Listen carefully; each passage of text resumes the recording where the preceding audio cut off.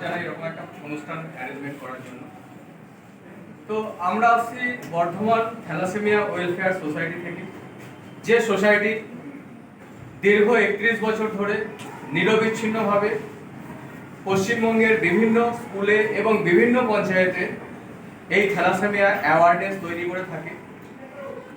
Thalassaemia এমন একটি রোগ যেটিকে বলা হয় জেনেটিক্যাল ডিসঅর্ডার, অর্থাৎ বংশগত রক্তের একটি রোগ।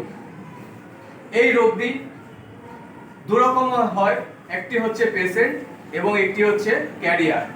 যিনি ক্যারিয়ার তিনি তার সারা জীবনে কোনোভাবেই বুঝতে পারবেন না যে আমার শরীরের মধ্যে থ্যালাসেমিয়া রোগ বাসা বেঁধে আছে, সারা জীবনে একটিবারও বুঝতে পারবেন না।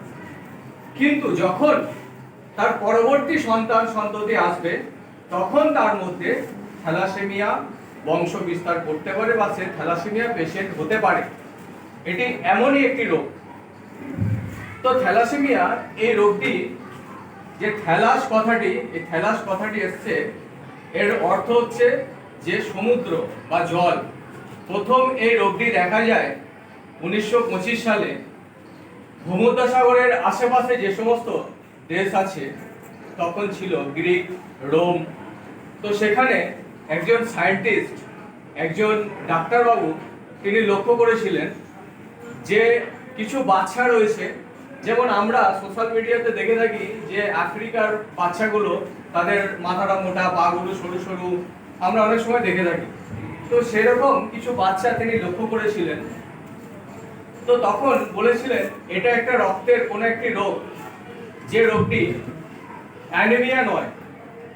অ্যানিমিয়া আর থ্যালাসেমিয়ার মধ্যে বেসিক পার্থক্য আছে, যেটা হচ্ছে অ্যানিমিয়াতে কি হয়, যে ব্লাড তৈরি হয় কিন্তু কোনো কারণে ব্লাডটা তাড়াতাড়ি নষ্ট হয়ে যায়।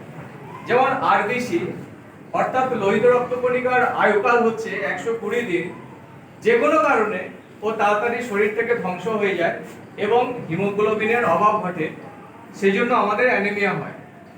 কিন্তু থ্যালাসেমিয়া এমন একটা রোগ যেটা রক্ত তৈরিই হয় না, সেই কারণে